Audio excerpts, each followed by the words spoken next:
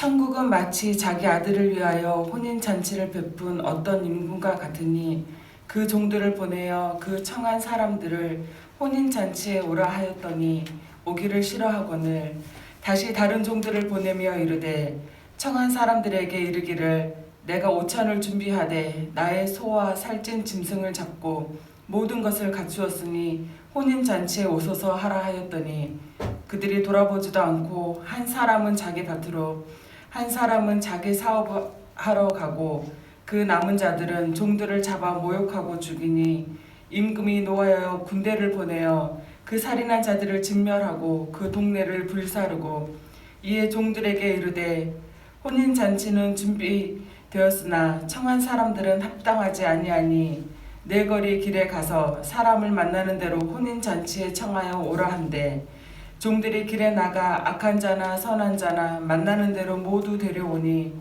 혼인잔치에 손님들이 가득한지라.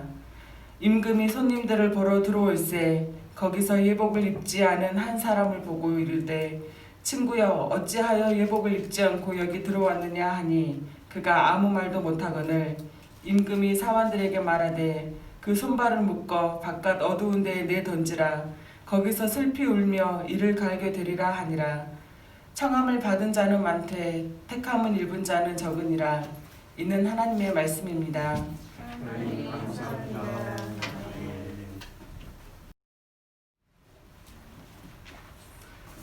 네, 좋으신 주님의 은혜와 평강이 오늘 예배 자리에 나온 모든 이들 위해 함께 하기를 빕니다. 또 온라인으로 처소에서 예배하는 지체들 위에도 함께 하기를 빕니다. 네, 지난 시간에 이 가뭄비 나무의 노래 슐레케츠를 제가 계속 묵상하다 보니까 슐레케츠의 글들에서 인용을 하게 되는데요. 오늘도 슐레케츠의 금주의 묵상에서 슐레케츠는 이렇게 이야기합니다. 진리에 관해 말하는 사람 중에 필요 이상으로 울타리를 치고 금긋기를 좋아하는 사람들이 있습니다. 내 편 따지며 진리의 범위를 정하기에 바쁘지요. 그래서 진리를 지키는 게 중요해. 진리에 어긋나는 것은 절대 용납해서는 안 돼. 진리의 경계를 분명히 해야 해. 그 안에서 머물러야 해 라고 말한답니다. 진리를 사랑한답시고 그 영역을 정하고 이 관용 없는 태도로 다른 사람을 배제해서는 안 됩니다. 오히려 그렇게 할 때 자꾸만 진리와 진리 아닌 것을 편협하게 규정하고자 하는 이 조악한 즐거움에 유혹되어서는 안 된다라고 슐레케츠는 말합니다. 그러면서 오히려 슐레케츠는 주님은 이렇게 말했다라고 인용합니다. 들을 길을 잃은 사람들이 나를 위해 싸우는구나. 하지만 그들은 나를 지키기는커녕 나를 잃어버리는구나. 다른 생각을 용납하지 못하고 금긋기에 전력을 쏟으니 어떻게 내 말에 귀를 기울 수 있겠느냐. 진리를 지킨다면서 오히려 진리를 편협하게 규정하고 사람들을 배제하는 것은 오히려 주님을 따른다고 하면서 주님께로 가는 사람들의 길을 막고 있는 것과 다르지 않습니다. 임금의 아들 혼인잔치에는 아무나 갈 수 없습니다. 그런데 임금의 초대를 받고서도 가지 않는다는 것은 상상하기 더욱 어려운 일입니다. 왕자의 혼인식에 참여한다는 것은 영예스러운 일일 뿐만 아니라 임금과 그 뒤를 이을 아들에게 충성을 하겠다는 이 표시입니다. 그래서 이 초대에 응하는 것은 특권이기도 하지만 의무이기도 합니다. 그런 의미에서 초대를 거절한다는 것은 호의를 무시하는 정도를 넘어 임금과 그 아들의 주권을 인정하지 않겠다는 의사 표시로도 보입니다. 그러니 그 자체가 반역과 같다고 할 수 있습니다. 듣는 사람이라면 오늘 이 비유가 이상하다고 생각하지 않겠습니까? 임금은 종들을 통해 초대장을 돌렸습니다. 초대장을 받은 이들은 선택받은 사람들입니다. 기약한 날이 이르자 임금은 다시 종들을 보내어 마침내 그날이 왔다고 알렸습니다. 그런데 초대받은 사람들의 반응은 시큰둥했습니다. 뭔가 착오가 있는 게 아닌가 싶어서 임금은 재차 종들을 보내며 이렇게 말했습니다. 초대받은 사람들에게로 가서 음식을 다 차리고 황소와 살진 짐승을 잡아서 모든 준비를 마쳤으니 어서 잔치에 오시라고 하여라. 그런데 초대받은 이들은 한결같이 오려 하지 않았습니다. 거절당한 임금의 비애가 얼마나 컸을까요? 모든 준비를 마쳤다는 말이 이 쓸쓸함을 자아냅니다. 사실 이 혼인잔치의 비유는 21장에서 나오는 다른 두 가지 비유, 즉 두 아들의 비유, 또 악한 소작농의 비유와 더불어 삼부작이라고 할 수 있습니다. 이 비유의 삼부작을 관통하고 있는 주제는 거절 혹은 반역입니다. 임금의 초대를 거절하는 이들이 바로 유대 지도자들과 유대교를 추종하는 자들이라는 것을 예상하기 어렵지 않습니다. 그들은 일찌감치 하나님의 나라의 백성으로 선택된 이들입니다. 여러 예언자들과 세례 요한 등의 종들을 통해 초대를 전달받았습니다. 하나님의 아들인 예수께서 세상에 오심으로써 그 하나님의 나라가 도래했다는 메시지도 들었습니다. 그럼에도 불구하고 유대인들은 하나님 나라의 초대를 기꺼워하지 않았습니다. 여러 구실로 외면했으며 예언자들을 모욕했고 세례 요한을 죽였습니다. 초대받은 이들의 자격을 박탈하는 것은 당연한 귀결입니다. 뿐만 아니라 임금은 군대를 보내 그들을 진멸하고 그들의 도시를 불태웁니다. 반역에 대한 심판으로 읽혀지는 대목입니다. 이 심판은 이야기 속의 사건일 뿐만 아니라 실제 역사이기도 합니다. AD 70년 전쟁에서 유대와 예루살렘은 로마 대군에 의해 초토화되는 비극을 맞습니다. 성전은 파괴되고 유대인의 촌락들은 불타고 유대인들은 살육당하고 추방당합니다. 마태복음이 기록된 때는 이미 이 전쟁이 끝난 후입니다. 마태복음의 독자들은 이 전쟁을 비유 속에 나타난 하나님의 심판으로 읽었습니다. 초대받은 이들이 참석을 거절하고 그들에게 심판이 내려졌으니 잔치는 이제 물 건너간 일처럼 보입니다. 그러나 결코 잔치를 그만둘 수 없다는 것이 오늘 비유에 등장하는 임금의 강력한 의지입니다. 임금은 종들에게 거리로 나가서 아무 사람이나 청하여 잔치에 오게 하라고 명령합니다. 선한 사람뿐만 아니라 악한 사람조차도 잔치에 들어오는 것이 허용됩니다. 누가복음에 따르면 가난한 사람은 물론 맹인이나 다리 저는 불구자도 그 자리에 초대를 받습니다. 여기서 우리는 이 비유가 하나님 나라에 관한 것임을 상기할 필요가 있습니다. 성경에서 하나님이 통치하는 나라는 자주 잔치로 묘사됩니다. 이사야는 만군의 주님께서 세상의 모든 민족을 시온산으로 부르셔서 제일 좋은 살코기와 잘 익은 포도주를 대접하는 풍성한 잔치가 열릴 것이라고 말합니다. 또 주님께서 이 산에서 모든 백성이 걸친 수의를 찢어서 벗기시고 모든 민족이 입은 수의를 벗겨서 없애실 것이다. 주님께서 죽음을 영원히 멸하신다. 주 하나님께서 모든 사람의 얼굴에서 눈물을 말끔히 닦아주신다. 그 백성이 온 세상에서 당한 수치를 없애 주신다. 하나님의 잔칫날은 모든 사람들이 수의가 벗겨지는 날이요 눈물이 닦여지는 날, 수치에서 해방되는 날입니다. 예수님이야말로 하나님께서 이 땅에서 베푸신 잔치 그 자체였습니다. 그래서 주님이 계신 곳에서는 사람들의 생명이 회복되었습니다.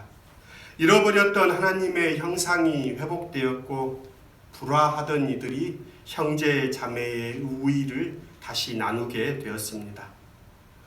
주님의 잔치는 생명을 살리는 잔치요, 평화를 짓는 잔치요, 무너졌던 공동체를 회복하는 잔치입니다. 그 잔치가 시작되었고 그 잔치로 주님은 초대하고 계신 것입니다. 초대받았던 이들은 자격을 박탈당하고 새로운 사람들을 통해 하나님 나라의 잔치가 구현되었다는 암시가 짙게 배어 있습니다. 그런데 마침내 잔치가 시작되고 잔치에 사람들이 가득 찼다는 것으로 이 이야기는 끝나지 않습니다. 11절과 12절은 이런 흥겨운 잔치 분위기에 찬물을 끼얹습니다. 손님을 만나러 연회 자리에 나온 왕은 혼인 예복을 입지 않은 사람이 있는 것을 보았습니다. 임금은 그에게 이 사람아, 그대는 혼인 예복을 입지 않았는데 어떻게 여기에 들어왔는가 하고 묻습니다. 그는 아무 대답도 하지 못했습니다. 예복을 입지 않았던 이유로 그 사람은 그 잔치 자리에서 쫓겨납니다. 초대를 거절했던 사람들이 자격을 박탈당한 것처럼 예복을 입지 않은 이도 자격을 박탈당합니다. 예상치 못한 상황입니다. 아무나 조건 없이 잔치에 오도록 허용된 잔치 자리가 아니었던가요? 모든 초대는 정중합니다. 초대는 손님이 되어달라는 부탁이며 초대에 응한다는 것은 손님이 되는 일입니다. 임금의 잔치상에 초대받는다는 것은 임금이 그를 자신의 친구, 또 형제, 가족으로 여긴다는 표지입니다. 그런 까닭에 잔치에 참여한다는 것은 그저 끌려오듯 잔치자리에 들어와 이방인처럼 음식만 먹고 마는 일이 아닙니다. 손님으로 초대받았으니 손님이 되어야지요. 손님이 된다는 것은 주인의 뜻을 알고 주인과 함께하며 주인의 기쁨을 자신의 기쁨으로 여기는 일입니다. 의인인가 죄인인가가 잔치에 참여하는 자격과 상관없습니다. 주인은 그것을 따지지 말라고 명령합니다. 그가 어떤 사람이건 간에 임금의 초대를 받았기에 그는 잔치에 손님이 되는 자격을 갖게 됩니다. 초대받기 전까지는 아무렇게나 옷을 입고 제 멋대로 살았을지라도 초대를 받아들이기로 했다면 임금의 손님으로서 온 매무새를 고치고 행동을 바꾸어야 할 것입니다. 이는 자신을 존중하는 임금을 존중하는 일이며 임금의 가족이 되는 일입니다. 예복을 입는다는 것은 주님의 뜻 안에서 내가 누구인지를 긍정하는 일이면서 내가 참여하는 자리의 의미를 수긍한다는 뜻입니다. 말하자면 잔치에 온 이유가 산의 진미를 즐기기 위함이 아니라 임금의 기쁨에 참여하기 위함임을 아는 것이 곧 예복입니다. 그래서 예복은 임금께 대한 존경과 사랑의 표시인 동시에 마음과 뜻을 다해 이 자리에 참여했다는 의미입니다.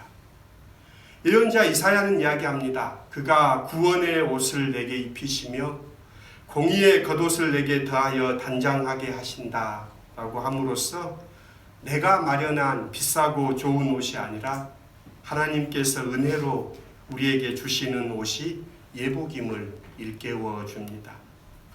가난한 사람이라도 또 죄인이라도 진정으로 하나님의 나라에 참여한 사람은 이 옷을 입게 될 것입니다. 한편 하나님의 형상을 따라 참 의로움과 참 거룩함으로 지으심을 받은 새 사람을 입으십시오라는 에베소서의 말씀에서 예복을 입음은 새로운 겉옷을 입는 것이 아니라 새 사람을 입는다는 것입니다. 새 사람이란 하나님의 뜻을 따르는 사람, 하나님의 뜻을 행하는 사람, 싫습니다 했지만 마음을 돌이켜 포도원에 들어갔던 사람의 마음입니다. 정의를 행하고 생명을 사랑하며 착한 행실을 하는 이가 어쩌면 하나님 나라의 예복을 갖춘 사람입니다. 이 비유의 결구는 단순하지만 강력합니다. 초대받은 사람은 많지만 택함을 받은 사람은 적다. 오늘 우리 삶을 돌아봅니다. 초대받았다라는 사실에만 기뻐해서는 안 됩니다.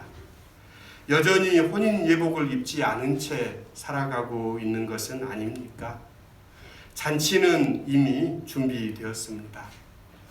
설교를 준비하면서 결단의 찬송으로 207장을 정하고 가사를 읽으면서 이렇게 묵상하는 가운데 207장의 찬송은 이렇습니다. 귀하신 주님 계신 곳 그 백성 함께 모이네. 다 함께 주를 만나니 그곳은 거룩하도다. 주님이 계신 곳에 사람들이 모입니다. 다양한 사람들이 다 함께 주님을 만납니다. 주님이 계시기에 그곳은 거룩합니다. 교회는 그런 곳입니다. 이 세상에 하나님의 나라의 표지판으로 자리합니다. 그래서 교회는 적은 수의 사람들이 모일지라도 무수한 천국의 사람들이 우리를 통해서 주님께 나아와 화해하게 될 것입니다. 그런 소망 가운데 오늘도 주님 앞에 서기를 소원합니다. 설교를 맺습니다. 무슨 권위로 이런 일을 하십니까? 라는 예수의 권위를 문제 삼고 정작 예수께서 전하는 하나님의 나라에는 들어갈 마음이 없는 이들은 오히려 주님이 여신 그 잔치를 폄훼하고 그 잔치자리에 들어가는 문을 가로막아 서려 합니다. 주님은 분명하게 묻습니다. 누가 아버지의 뜻을 행하였느냐? 주인의 권위를 인정하지 않고 종과 아들을 죽인 포도원 소장농들이 어떻게 되겠느냐? 왕의 초대를 거절한 그들이 어떻게 되겠느냐? 잔치가 준비되었으니 오십시오 라는 주님의 초대에 응하시겠습니까?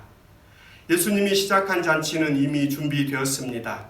생명을 살리는 잔치, 평화를 짓는 잔치, 무너졌던 공동체를 회복하는 잔치가 시작되었습니다. 주님의 기쁨을 내 기쁨으로 삼아 우리도 생명을 살리는 평화를 짓는 무너진 공동체를 회복하는 우리가 되기를 빕니다. 좋으신 주님의 은혜와 평강이 우리 가운데 함께 하기를 기원합니다. 기도드리겠습니다. 주님, 부름받은 사람은 많으나 뽑힌 사람은 적습니다. 먼저 된 자로서 나중되고 나중된 자로서 먼저 된 자들도 있다는 주님의 말씀을 듣습니다. 겸손과 온유의 마음만이 주님을 맞을 수 있으며 주님을 기뻐할 수 있습니다. 그리스도로 옷 입는 저희가 되게 해 주십시오. 그리하여 주님의 잔치에 기쁨으로 우리의 삶을 살게 해 주십시오.